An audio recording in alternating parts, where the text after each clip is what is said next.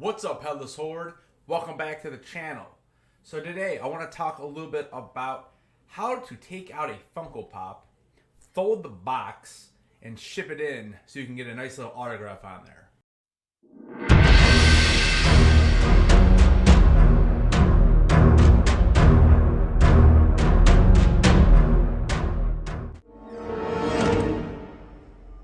Hello there. I am the king! So I'm going to bring this camera down so I can go through this with you guys. Alright, so we have the Funko Pop, and we're sending this all the way overseas to get it signed. So what you're going to do is, I typically go from the bottom, and you can use a credit card or a pair of scissors.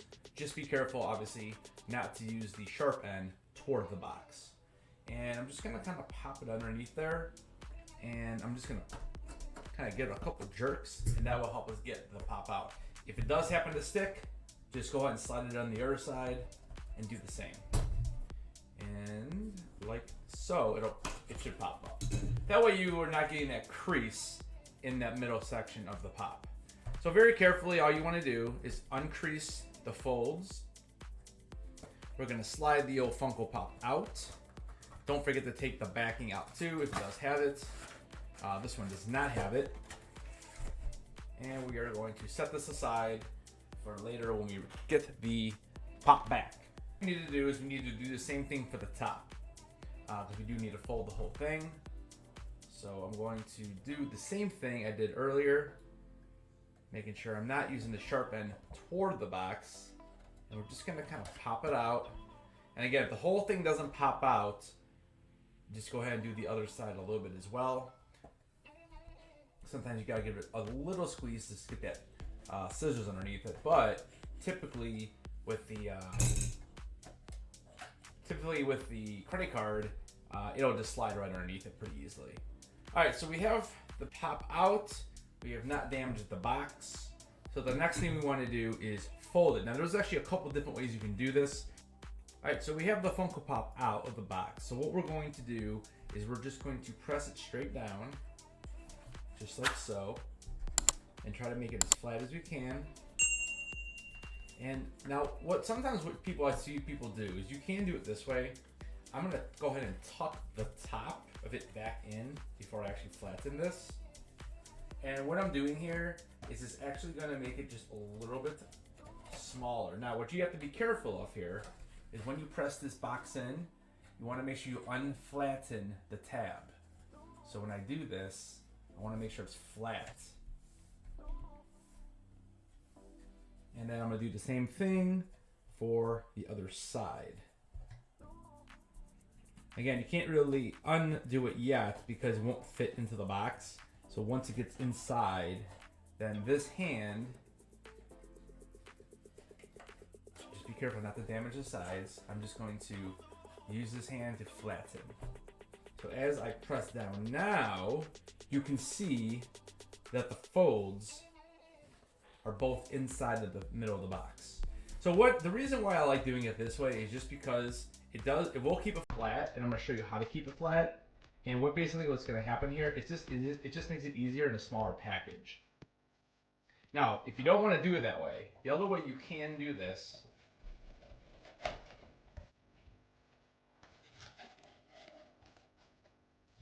Because this way you probably more of a chance you're gonna rip something. So if you don't want to worry about that, you can literally just lay it flat like this. Just lay it flat.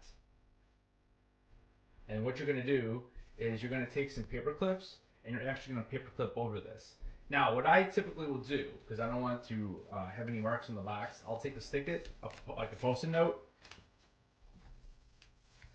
and I will put that there on the side. So just like so. And what I'm going to do is I'm going to fold this over to the other side. Press it down. And then what I'm going to do is put the paper clip over the top of that so it's not going to get ruined. The long end of the paper clip I'm also going to put on the back side so it covers the entire thing. So this way it's protected it's not going to make a mark on your box. So that's what it looks like right there, and that's what it looks like right there. So the next side, we're doing the exact same thing. I'm going to take another post-it note, and we're going to go ahead and cover that. Painter's tape also will work in this situation. If you don't have post-its, you can use painter's tape, because painter's tape will not stick to the box. So that's another option. And again, I'm going to put the long end of the paper clip on the back side so it slides and connects everything. Just like so. So now I got both of them just like that. The other thing you can do if you really want to is you can paper clip this down. Again, it makes it a little bit smaller. So it kind of depends upon what you want to do. The other thing I've seen some people do as well is they will also paper clip these ends down. So what you do is you just kind of take your post-it note here, put it on either side of the window. Again, you can also use painter's tape.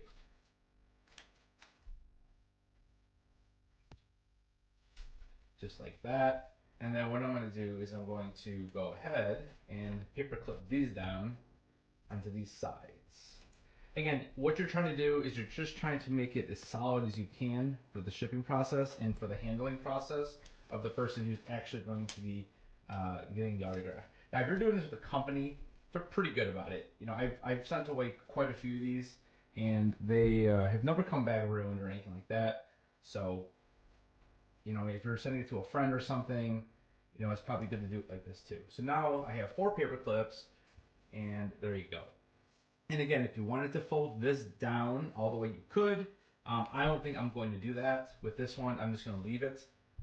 Like I said, even if you're really concerned about that, the other option would be to go ahead and just do another one. And you can even, if you want to keep it nice and straight, just wrap it up there and don't bend it. And then just keep it straight. And again, you're just adding more material to it so it keeps it straighter. So you can do it like that too. And then on the other side, we'll do the same.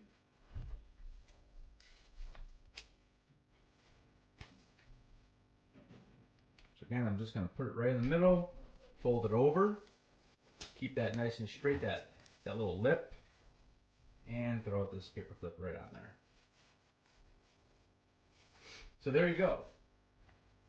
So that is how I will ship it. Now what I'll do is I'll either put it in a top loader, or what I'll do is I'll put like 2 pieces of cardboard in between this and then tape and bubble wrap it and put it into a box.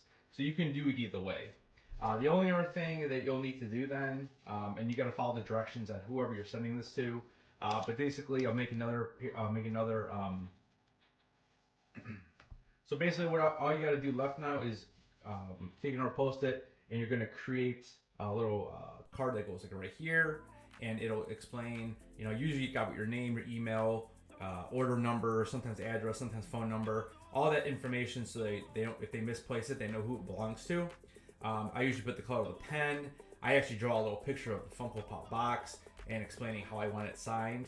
And then on the side box, which is going to be over here, this is usually where I'll get the authentication done. So what I'll do is I'll make a little like a little note with an arrow and just put COA, and then they always put it right there. And they typically put it there anyways. But yeah, so that is how you fold your box. This is the way I like to do it probably the most. I have done it the smaller way, but I think this way you do offer yourself a nicer looking box when you're finished.